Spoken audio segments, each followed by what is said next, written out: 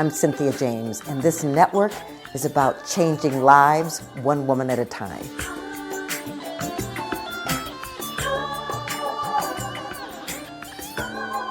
Welcome to Women Awakening. I'm your host, Cynthia James, and I'm so honored. I get to bring to you fabulous women that inspire me, women that are change makers. They are way showers. They are women that are stepping out into the world saying, pay attention because I have arrived.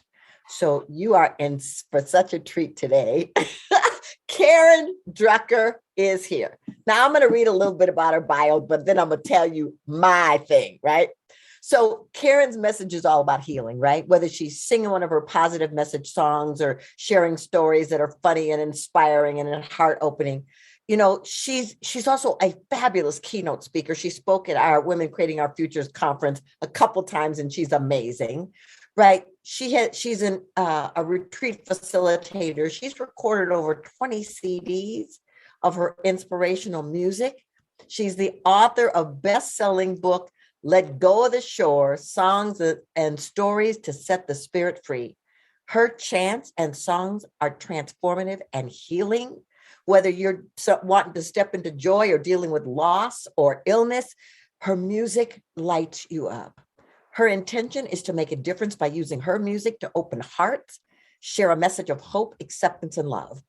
And she does all that. Now, for me, she's like a musical muse. I mean, whatever I need in any given moment, I just go Karen Drucker and I go find the song and I put it on. Karen, thank you so much for being here. You know, I'm done. I'm complete now with everything you've just said. Thank you so much for having me, and good night. Thank you. Bye. You are so adorable. I swear to God, and you're so good at this. I love your voice. It's just like you just have that grounded, like, here we go. So yes, I am here with you, Cynthia, my favorite person on the planet. Well, I want to start by, how did you grow up? I mean, I'm sure when you were a kid, you weren't going to saying, I'm going to be like the spiritual musical guru woman. I'm thinking not. How did you grow up? I'm still growing up, Cynthia. I'm still trying to find who I am and what I'm doing and what my purpose is. I think I've got my purpose. I think I've got that part down.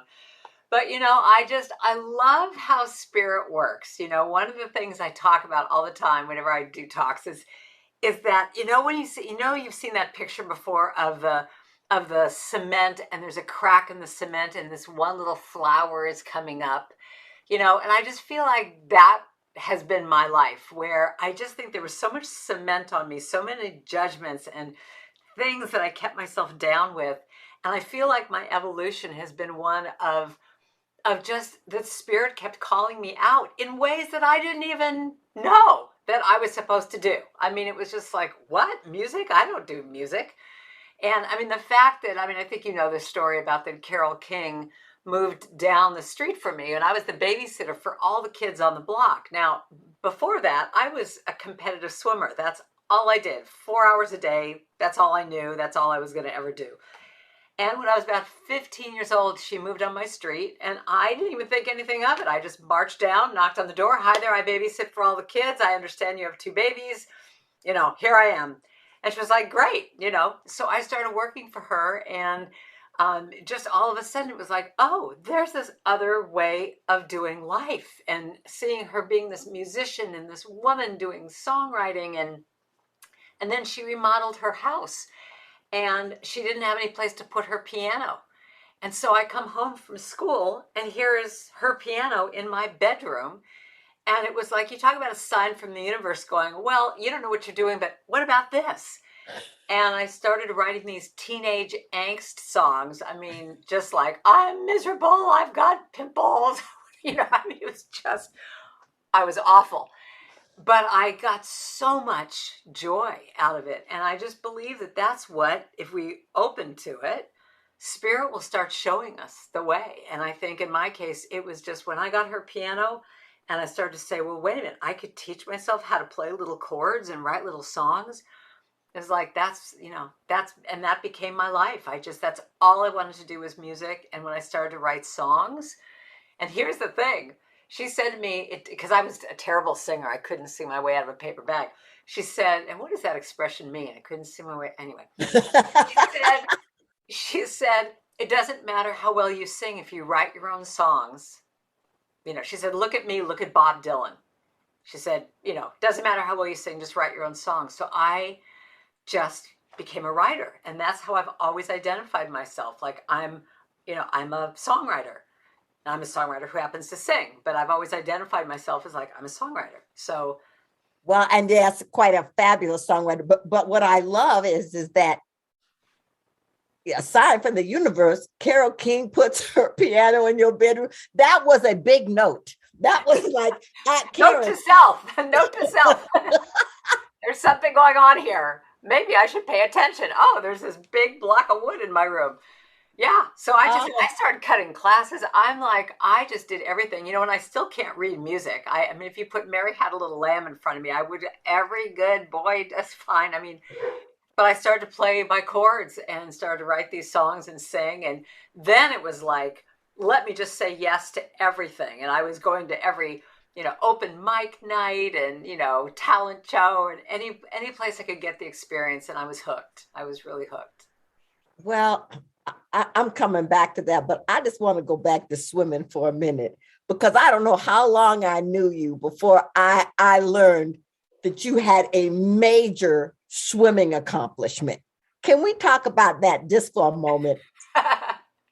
Well, so I was a competitive swimmer up until about 18. Then it was like, I don't ever want to look at water again. I was like sick of smelling like eau de chlorine and having my hair turn green.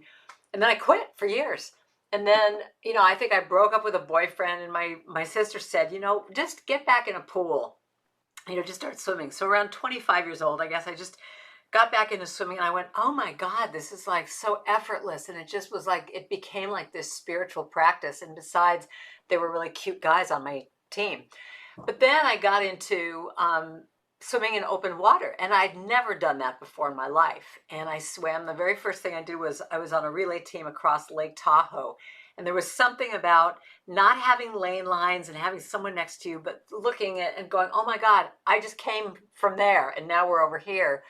And so it all just scaled up. I did Lake Tahoe. I did a relay race across from Lanai to Maui, Hawaii.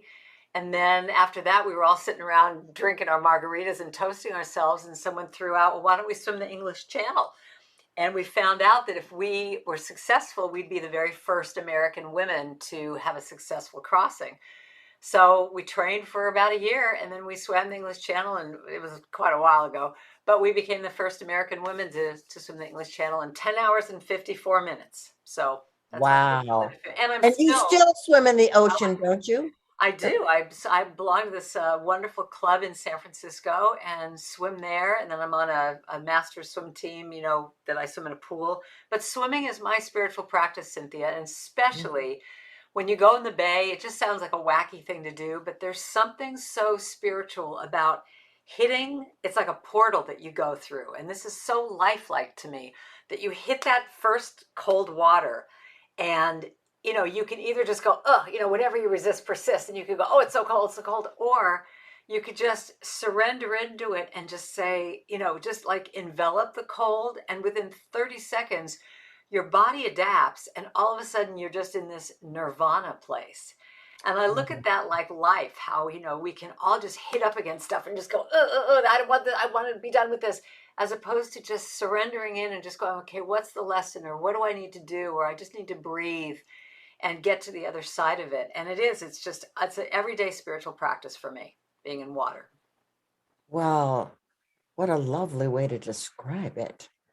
For those of us who are like, oh, I don't want to put my foot in there. I mean, the thought of just immersing in it and embracing it and it becoming a part of you is quite an extraordinary thought. Yeah. I mean, it's a big old lesson to me. And truly, whatever I've seen in my life, whatever I resist persists. And when I just surrender, I mean, I have so many songs about this because obviously it's my lesson. When I just surrender into it and allow it.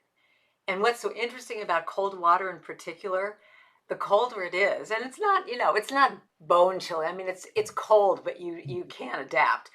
You get in there and it's like the endorphin rush. You come out and there are no problems. I mean, any problems I had before, they're still there, but they're so different because I got transformed. It's Wow. just, the endorphins are going, and it's just, it feels incredible. And so people, I mean, that's the other thing about this.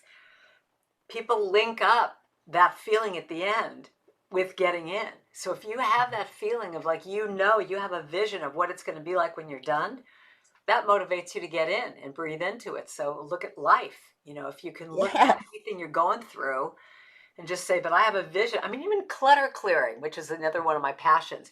If you can imagine that room or that garage or that spare bedroom that has all the crap in it, that could be your art studio. That's what is, like, I call that the lifeline. That's what you have, that vision, and it'll make you go through getting rid of stuff because you have that vision of what it's going to look like or what it's going to be to you or what it's going to feel like to you. That it's my art studio now. I love that. That's ladies, I hope you're listening, because by casting the vision, you get to move in the direction of it. That's exquisite. So I want to know how you became Karen Drucker, spiritual songstress of all times. Of all times. Of all, Anywhere, of of all time, I am the spiritual songstress, and I will claim that title because Cynthia James just gave it to me. It'll be on my new website, Karen Drucker, spiritual song. Well, you know what's interesting? I'll tell you how I got there. And I'm going to go back to the English Channel one more time, because one of my favorite stories I tell about the English Channel is that I was the second swimmer. And you have to know that when you swim the English Channel, you don't just like plop in the water and go. I mean, you have a boat, you have a computer, you have maps, you have everyone's on the boat. But when each person swims an hour at a time, and I was the second swimmer. And what's so interesting, and this is why I love telling this story, you literally have to sign a waiver saying, yes, I understand, Karen Drucker, that if a tanker ship comes and, cuts me in two, I've agreed to this. Yes, thank you very much. Here's my form. But what happens is I was the second swimmer, and that's in the main, you're, a couple miles out, that's the main shipping channel. But why I tell this story and why I love it so much is it's so about life, that a tanker ship needs to know a mile out that it's going to make the slightest right turn. So in other words, you have to sign that form, because if all of a sudden the tanker ship is right there, it can't take its wheel and go like this. It needs a mile out to start to do this. So the idea that anything you want to do in your life, including me looking at, wow, I'm having all these little jobs that I do, but I really want to be a singer and I want to write spiritual songs, and what do I do? It's like the seed has to get planted and watered and cultivate that soil for it to slowly start to move in the direction. I think a lot of times when people go to retreats, they get like, okay, tomorrow, as soon as I'm done with this retreat, these huge changes are going to happen. A lot of times life doesn't work that way. A lot of things have to, I mean, sometimes it can, but things have to kind of change and move and, go to support the vision. And so the idea that you have this tanker ship that is, it's like you have this vision and it's going to start to move in the direction in that way. And that's what it was for me. I mean, I knew that there was something more. I was truly that little flower coming out from the crack, because, I could take it way back, but if I even just go into my 20s, I was singing rock and roll and blues and jazz in clubs and private parties, and singing Evergreen in New York, and Disco Inferno. That's what I was doing. Thank you very much.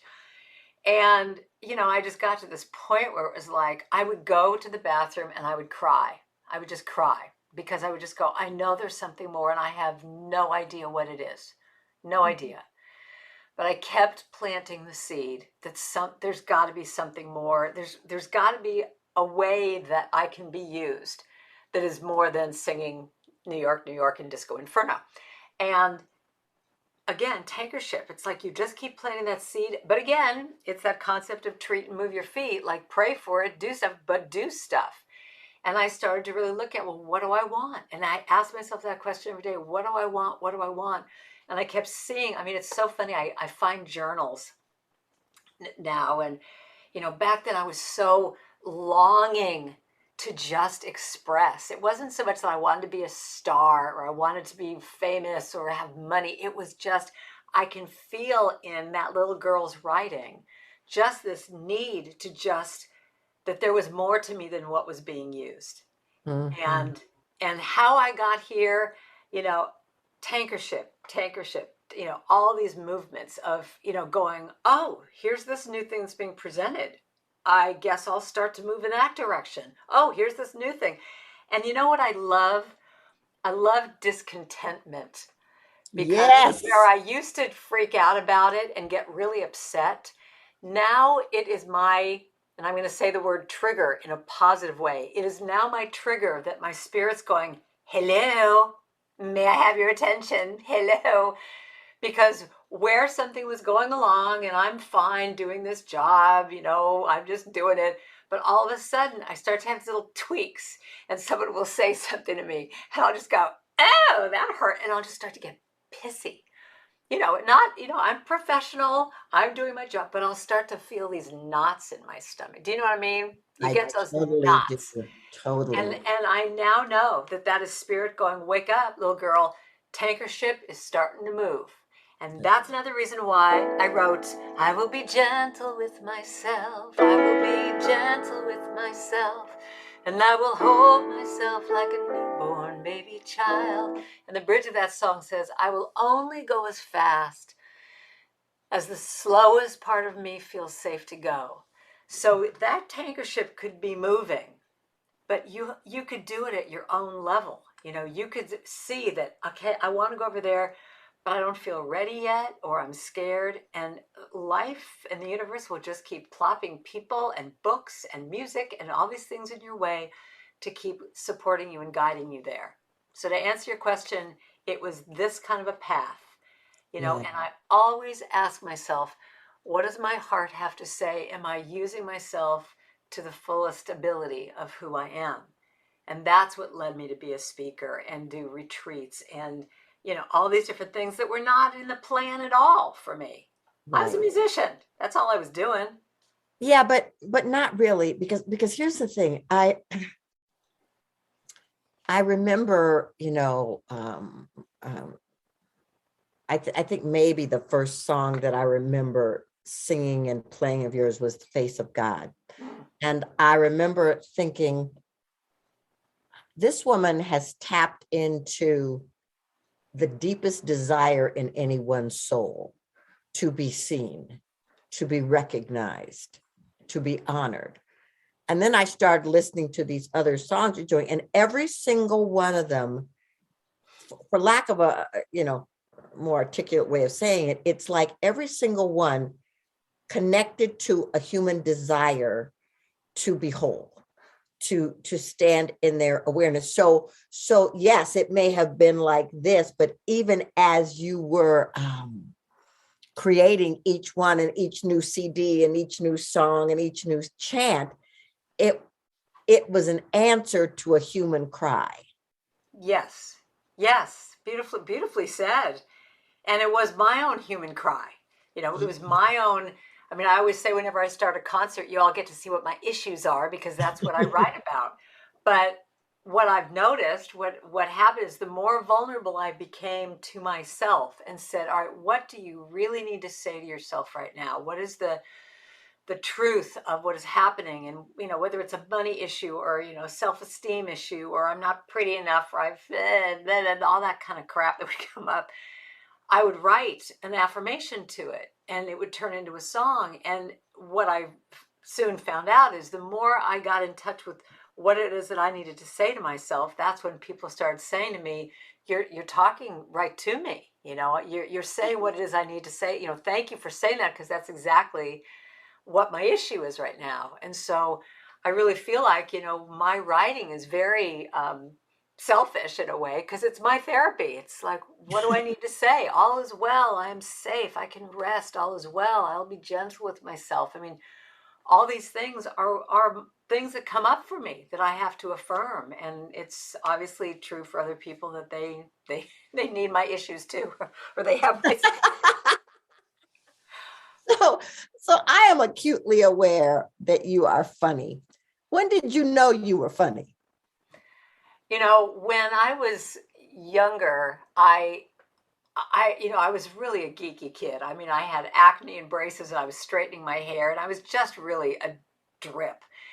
But what was interesting was, when you're in elementary school, well, I think it probably starts in elementary school, you start to find what are your, I guess for lack of another word, superpowers. What are the little things that will get people to notice you or to feel included?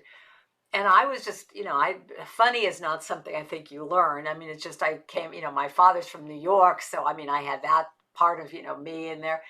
And I started to realize that, wow, me just kind of being who I was, just being funny, got me into the circles, and had the guys. I was in a really interesting place because I wasn't so great looking.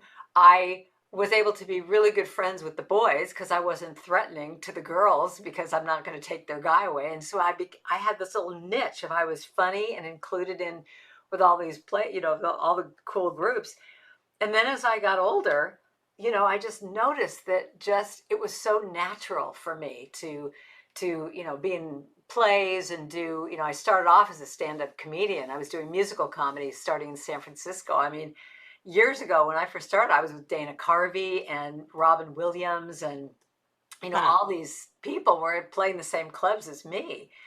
But it was interesting because when the spiritual path came along, and it was really a choice, because if I was going to go the comedy route and really make my living as a comedian, it's interestingly enough a very lonely and sad life. I mean, most of the comedians I knew were so depressing, as in real life. I mean, their comedy was a way of dealing with their lives, and it just felt like that's not what I wanted to do. And I started to move along this path and started to realize that if I use my comedy, especially in my shows, as a way to open people's hearts, it's just like if we can laugh together and bond, and there's no division, there's no political parties with laughter, you're just laughing together.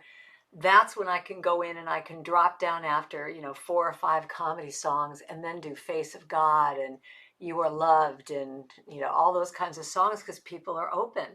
So now to me, it's one of my favorite things to do these comedy songs and combine them with the deeper stuff. Well, it's incredible to witness. I mean, when you were speaking at our conference, to watch just the seamless ebb and flow of the comedy and the music and the invitation for people to step into who they've come here to be. I mean, it's really beautiful. So what are you working on right this moment? Well, in this whole COVID time, everything went up in smoke, all my gigs. But what was amazing to me was this platform that I had so much resistance about. It's like one of my girlfriends said, this pandemic is going to cure you of your technophobia.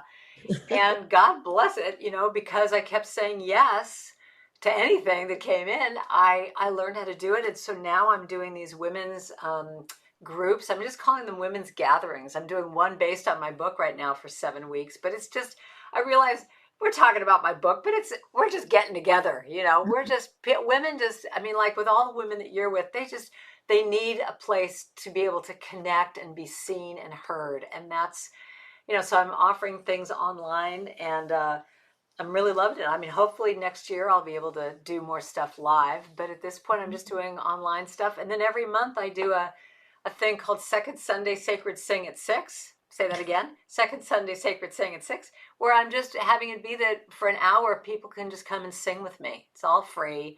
I just really have gotten that we need to connect and we need to sing together. And that's, if that's what I can offer, that's what I'm doing right now. So, Well, yeah. I love it. Okay, first of all, before we go any further, how do people find you and your music and connect with you? How do they do that? So my website is karendrucker.com.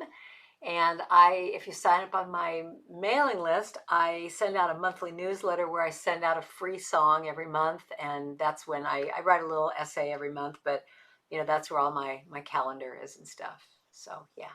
It's beautiful. If you haven't fallen in love with her music, all it takes is one click and you're hooked. I just want to say that. So I do ask one last question, and then I'm going to ask something else of you. So the last question I ask. Last question. Come on, we're just getting going here, girlfriend. Had fun to talk to you. All right, what's your last question? This show is called Women Awakening. What's the importance of women awakening?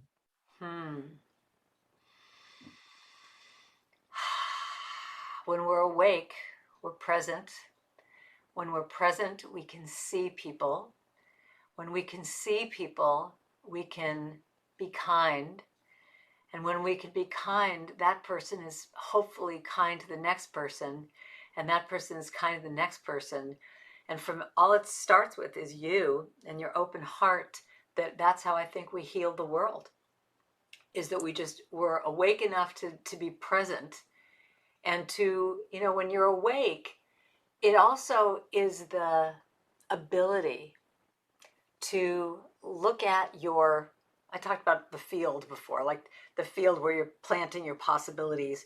Mm-hmm. It's also, to be awake, you have to be able to be willing to look at the weeds and look at what's not working and what do you want to say no to and what is just old. I mean, one of my favorite quotes is stop watering dead plants. Yes. It's like to weed out the people, things, situations, whatever, that no longer serve you, so that field of possibility is just clean and clear. And to me, that's when you start to plant all those different little seeds of ideas of what you want to do. And when they sprout and they come up, you're awake, you're alive. And to me, that's what this whole world is about, is all of us being sensitive and sweet and kind to each other. And that only happens with us being awake to ourselves first. Couldn't have said it better. Lovely.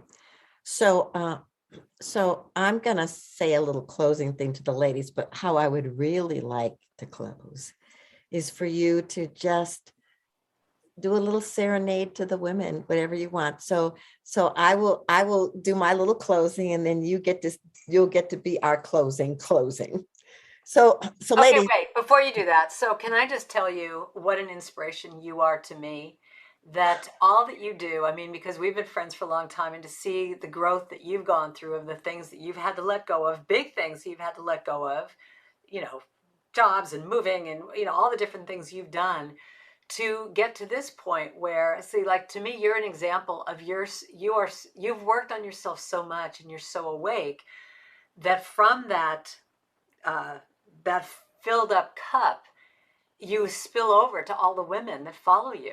And to me, it's, and again, those women get inspired by you, then they're inspiring other women. I mean, that's what creates it. But you're just an inspiration to me, Cynthia James. I just really, really, I hold you up in such high esteem of just the qualities you have are what I mean, I know I'm doing them and you're going to go, oh, you already do them, but I aspire to be, to live in that way. And you just inspire me. So I just wanted to say that. Okay, I'll stop. Wow. Well, thank you. That touches my heart deeply, really. So, ladies, what I want you to know is the authenticity and the freedom of expression that you witness as Karen Drucker lives in you. You are authentic. You are beautiful. You are powerful. You do have a voice. And you can plant those seeds in that field and begin to understand that it may not be a straight line, but it's moving you in the direction of your dreams. So thank you for being here. If you haven't subscribed yet, please do. We're on Amazon and YouTube and iHeart and iTunes. Please subscribe, bring your friends to meet all of these women. We do it every single week. So I love that. And so I'm going to close by letting Karen sing to us because, oh my goodness, everybody just sit back and open up. You know what? I'm going to do this. I was going to do something else, but I want to do this instead.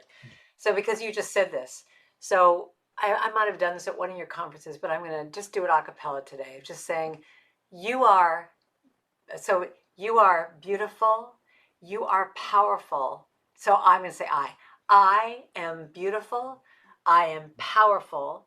I've let go of my past. So you're just going, I've let go, just throw it away. I've let go of my past and celebrate who I've become. So this is what transformation looks like. Who I've become can be like that fast. I am beautiful.